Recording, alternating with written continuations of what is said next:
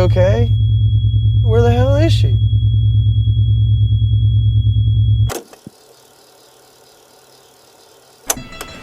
This sets Sara down a path of self-discovery or self-destruction, depending on your perspective. You have e-pills? Yeah. I don't know, it might help my mood a little bit. What started as simple experimentation begins to morph into full-blown dependency on any kind of mind-altering substances that Sara can get her hands on. Who has Adderall? Nobody anymore. Can we do that stuff now? There's no more at all? Well... Please. It'll take like 2 minutes. There's a little bit, but I'm saving it for a little while. Are you serious? This is the first time in my life that I have been able to do whatever it is that I want to do. And not feel guilty about it. And not feel like that someone is judging me. Try to at least be there to, kind of watch over them or make sure that they don't do something stupid or get too far into it.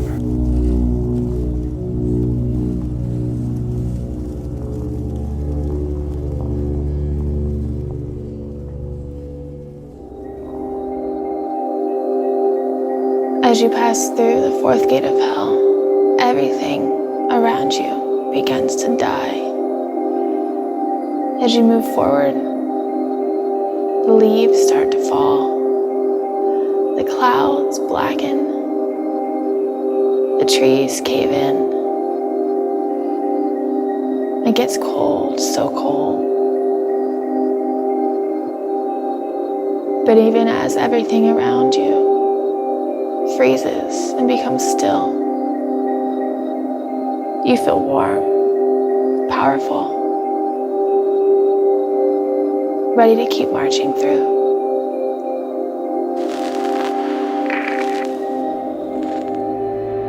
Sara's downward spiral takes her deeper into drug addiction and abuse, as James becomes increasingly concerned for Sara's well-being and mental health.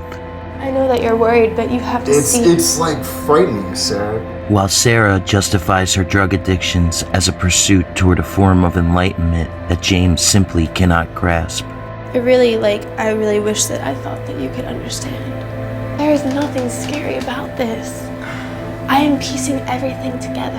And as Sara becomes convinced that she is on the path to unlocking the mysteries of the universe, what follows is an increasingly drug-fueled obsession with the legend of Toad Road and the 7 gates of hell, which she believes holds the key to unlocking those mysteries. This is something that is happening to me. There is no bigger picture to drugs. It just... Okay, that's the problem, is that that's what you think. I know what I know. I chased the same fucking... You've chased it, I've found it. I am this close. You can either help me or, you know what, not even help me. You can either come with me or you can stay behind. Everyone thinks the 7th gate is hell, but I don't think it is. I think it might be something better. Sara convinces James to visit Toad Road with her.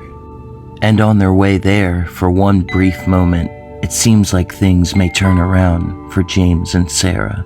It's an option. I mean, I'm gonna be wherever you are, but what if we both just kind of, ran away? Fucking left Jamie and all those idiots in our dust and actually did something with our lives while they go and piss and puke on themselves. It's not too late to turn back if you're getting cold feet. As they make their way into the woods, Sara tells James what she's learned about Toad Road and what she's been going through since her experience in the cave. So how much further do we need to go down this? Well, I was hoping we could go the whole way. So when it gets dark is when shit apparently really starts happening. Okay, and like what? Well, from what I've read, Yeah. at the first gate, you start feeling like things are watching you. At the second gate, you start hearing things. At the third gate, you actually start seeing things. And at the fourth gate, apparently people pass out. Good. That's great. Fifth gate is the one that no one's gotten past. Apparently time starts to warp and change, and you lose grip on anything that's happening around you. And no one knows what the 6th and 7th gates are, because no one's gotten past the 5th. But that's what I want to find out. James, after the cave, I haven't even really been talking to anyone about what's been going on.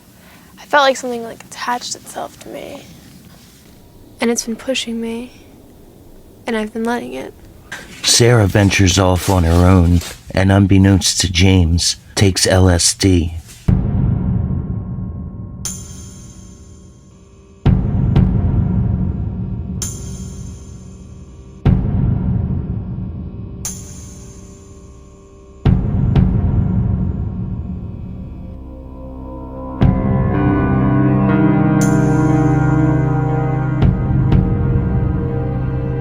Sara comes back and drugs James. And then they start venturing further into the woods. And as everything around them begins to die, Sara sees something, and it stops her dead in her tracks.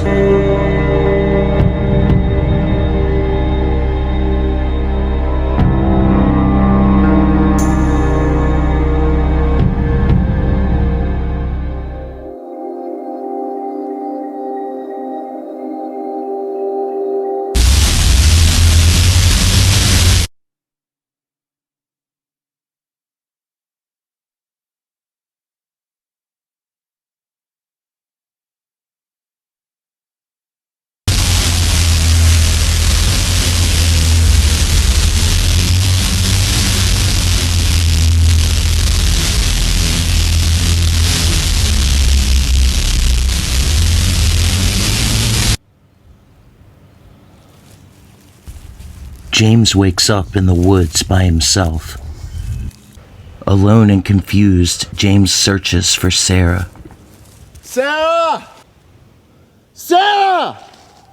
Realizing Sara is nowhere to be found, James makes his way back to the entrance, where he sees that both his and Sara's bikes are missing. James is forced to walk, and when he arrives at his apartment, he realizes his keys don't work, and he can't get inside. Scott!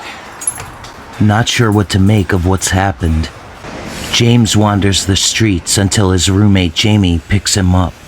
Alright, we gotta talk.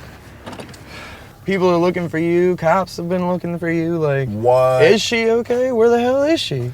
She fucking took the bikes. So there's no apartment now, thanks to you. You got thrown out of the apartment in a day, James? In a day? It's been way fucking longer than a day, James. You need to find somewhere to go. Your fucking dad thinks you just ran off and you're a junkie now, you probably can't stay with him. Is she okay? I don't know, Jamie. I don't know. That's why I need to talk to her, man. This is fucking... Whatever. I'm starting to freak out a little bit, all right? James learns that he and Sara have been missing for 6 months, and that Sara never came back. Not long after you left, everything fell apart. Everybody moved home. Whitley got her own place, Scott moved home. No one knows where the fuck Sarah's at, no one knows where you've been at. Everybody's moved on, dude. Shit's fallen apart since you left. You have no idea. Having been disowned by his father, and with the police looking for him, and nowhere else to go, James is forced to live in an unfinished barn owned by his uncle. Nope, just don't do anything stupid like burn it down. And as all of James's aspirations toward a better life fall to the wayside, he drowns his sorrow in alcohol and spirals deeper into his own addiction. Somebody like you and I go missing, James. Nobody turns their fucking head. Somebody like Sara, that's a good young girl right there. She doesn't live the life you and I live. She's got people looking for her. How do you expect to not expect people to raise their eyebrows at you? We've checked out your information from before, and we're still having problems coming up with a correct answer on this thing, a right answer. Something that's going to tell us where Sara is. You know what happened to her. You were there. You were the last one to see her. Okay? You are the key to this whole entire thing. You're telling me about hands reaching up, that feeling that hands are reaching up and pulling you down while you're going on this road. Okay? It's a legend. It's what are you seeing? Tell me what you're seeing. Like shit, She's it's missing. not there. What are you seeing? Something isn't real, dude. It didn't. Nothing happened. I can't Something happened. They also tell me that she did a 180-degree change when she met you. Straight A student. We found your stuff out there. That's what started this thing off. And you're telling me you woke up out there. We didn't find you out there. I don't know if she's dead or alive. I don't know. But you're the last person who does. And I can't get that from you. I can't understand why you don't want to help. When you pass through the fifth gate, time begins to change. Time begins to change. Every step forward, memory falls to the wayside. There is no past, no present, no future. And if you're not focused, if you don't know exactly where you want to be, you can get lost in there. And that, for anyone who fails to keep moving forward, is a completely different level of hell.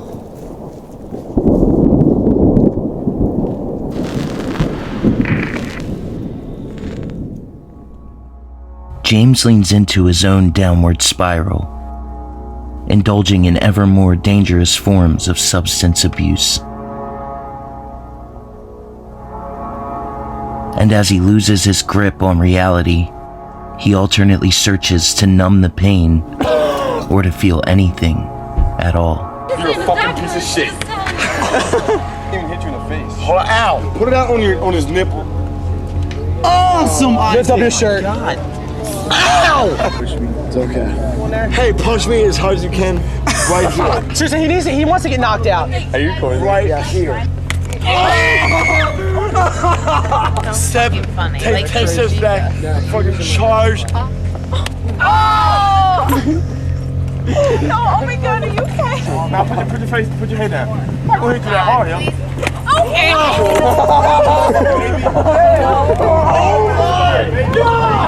Hey, who wants to try to knock out James? I'll try to knock out James. Yeah! He's gonna fucking kill me. Dude, knock him out. He wants to get knocked out. He's been trying all night. Just seriously. Look, watch. He doesn't care. Dude, if he dies, don't come back for me. All right. Seriously. I'm gonna catch him. Can we? Hey. Oh my God. Are you right, man? KO! 3, 4, 5, 6, 7, 8, 9. And that's when the visions start. Blood-soaked waking nightmares of something James is incapable of or simply refuses to remember.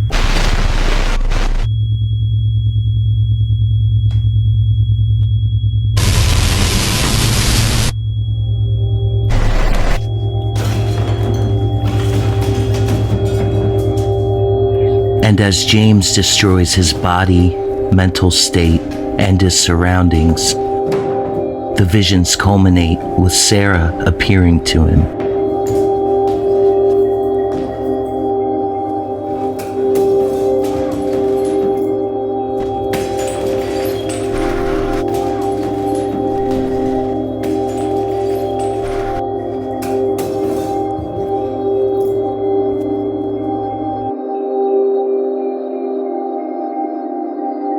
Everybody thinks I'm guilty.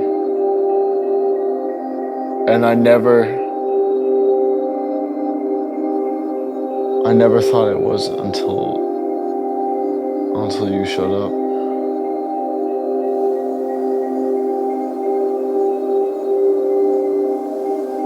And am I?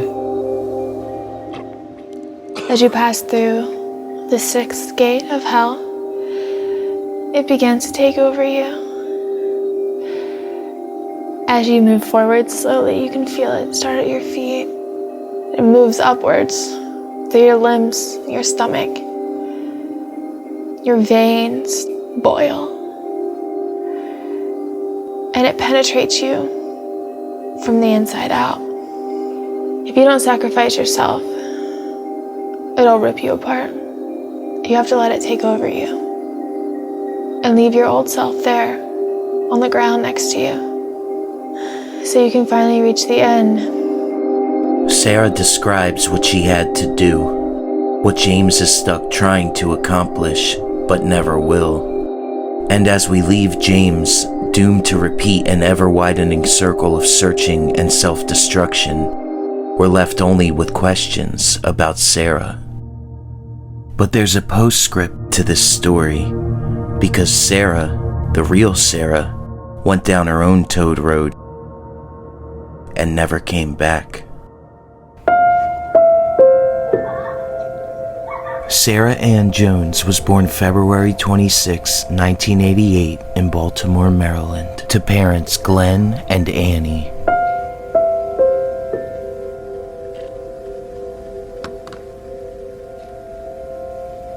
Very little information is publicly available about Sara's early life, though one prevalent detail was her eternal love for a small stuffed animal, affectionately nicknamed Bear Bear. Bear Bear makes a few blink and you'll miss it cameos throughout Toad Road. This is because Sara, who was gifted the stuffed animal by her grandmother on the day she was born, kept Bear Bear for her entire life and brought him everywhere she went, even as he became tattered and discolored. In many ways, this seems to indicate that Sara was never fully willing or ready to let go completely of her childhood. This allowed Sara to maintain an essence of innocence throughout her short life, a quality that likely drew director Jason Banker toward her and ultimately led to him casting her in the lead role of his film Toad Road. Sara's parents divorced when she was young. Her mother, Annie, suffered from lupus and other severe health problems and ended up addicted to prescription drugs. This led to Glenn bearing the bulk of the responsibility in raising Sara and her younger sister, Jessica.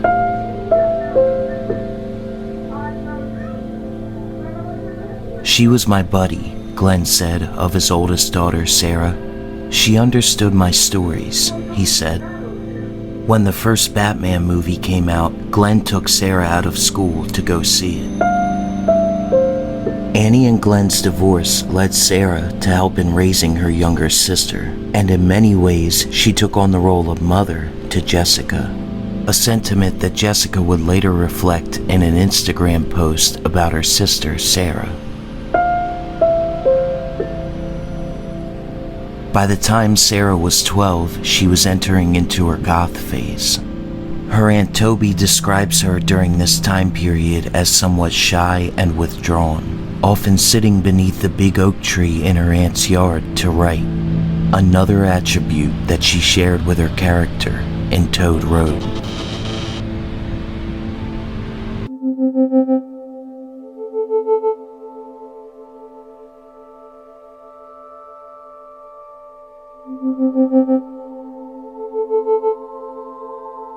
As Sara got older, she became involved in the Baltimore hardcore scene. This is where she met the rest of the people that would ultimately round out the cast of Toad Road. They had all been very close by the time director Jason Banker reached out to them on MySpace to be in the film.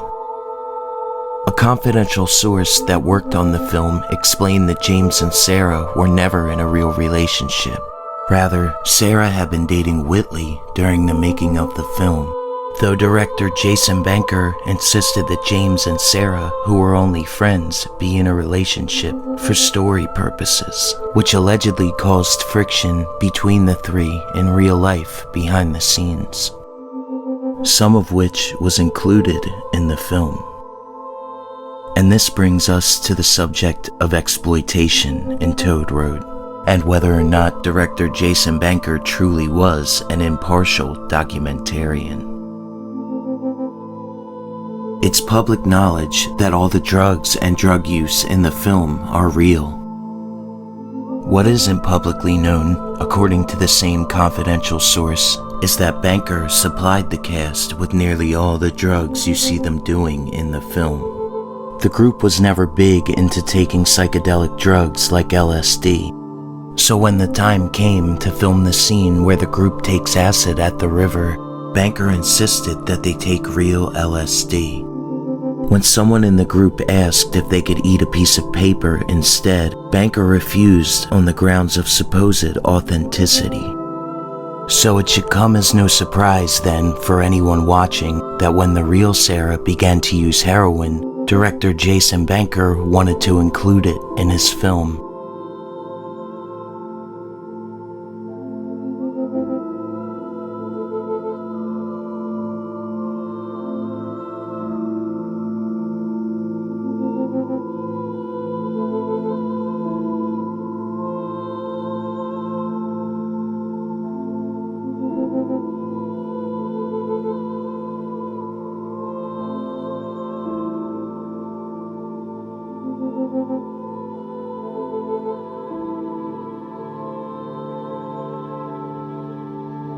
Eventually, filming for Toad Road wrapped up, and Sara and Whitley moved to New York City together.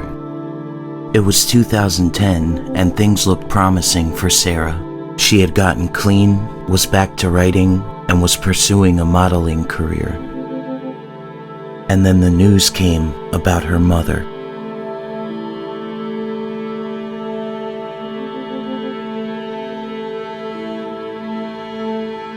Annie died in 2010 from natural causes. She was found on the floor of her home with her laptop in front of her. She was just 46 years old when she left behind her two daughters, Sara and Jessica. The family had a Hearthstone dedication created in memoriam for Annie. Sometime later, Sara would write about her mother and wanting to save her, but being unable to do so. By 2012, Sara had made significant strides in her career. She had spent an extended period of time living and modeling in South Korea. She had a book of poetry that was due out in the fall called Ginger Ale, and she managed to land a lead role in the Death Cab for Cutie music video for the song Stay Young, Go Dancing.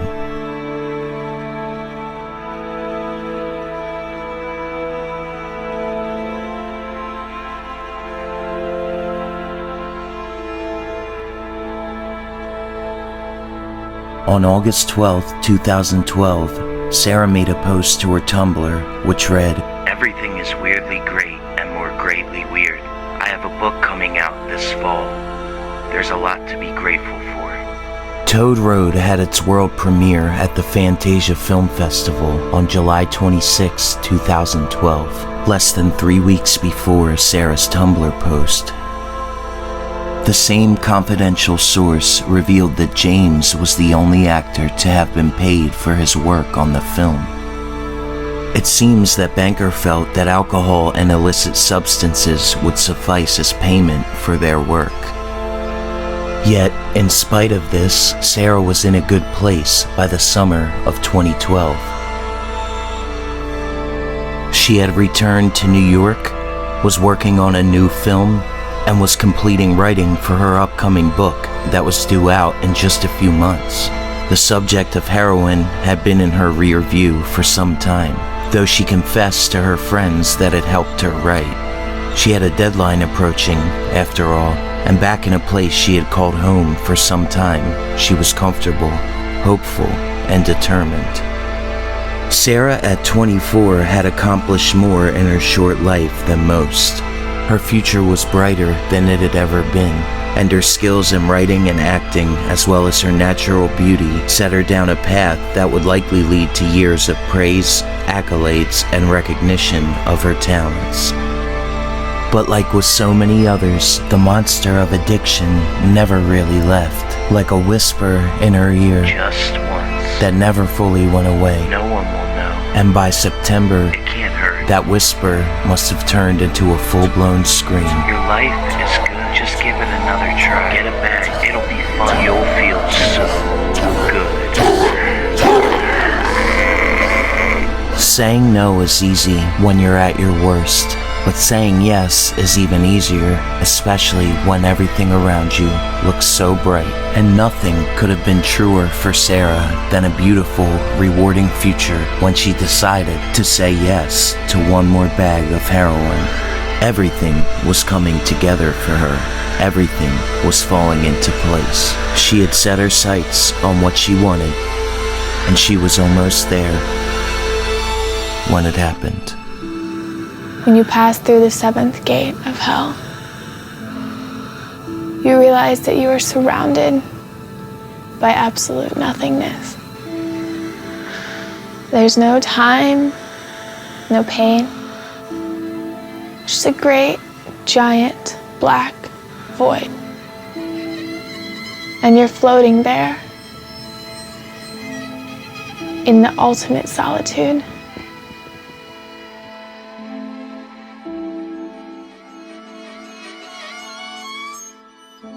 Sara died from a heroin overdose on September 4th, 2012.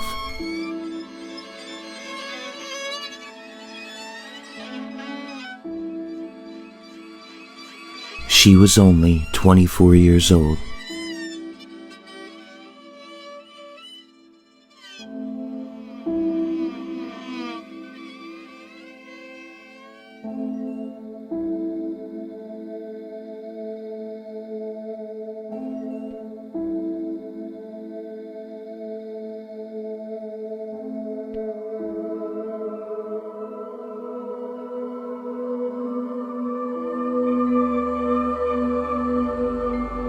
The following year, Toad Road had a limited theatrical release and went to VOD and DVD in December of 2013. A dedication to Sara's memory was added before the credits of the film. The scene with Sara using heroin was never removed. Toad Road made a minor splash in the indie film community and brought Banker into the spotlight. And while not many people saw it, most that did lauded the film, with many critics drawing comparisons to the likes of Harmony Korine and Larry Clark. While the LA Times called it a Cliff Notes version of Dante's Inferno. And the accolades are well deserved. The film transfixes you in the party atmosphere and minimalist beauty of it all. But slowly, just like with addiction, the beauty turns to horror, until the film and Sara's journey down Toad Road work to be the perfect allegory for progressive addiction. And just like the potential for drug use, the film lures you in with the feeling that something more is out there, and that it could even be alluring, even when the people around you are literally calling it hell. In the end, the movie, with its gut punch of a postscript dedication to the tragic death of Sara, works as possibly the greatest anti-drug public service announcement that's ever been put to film. This is a movie for anyone and everyone that's been these kids, known these kids, or lost someone to the depths of a seemingly bottomless addiction that gets so deep into your bones that it doesn't leave until you're already gone.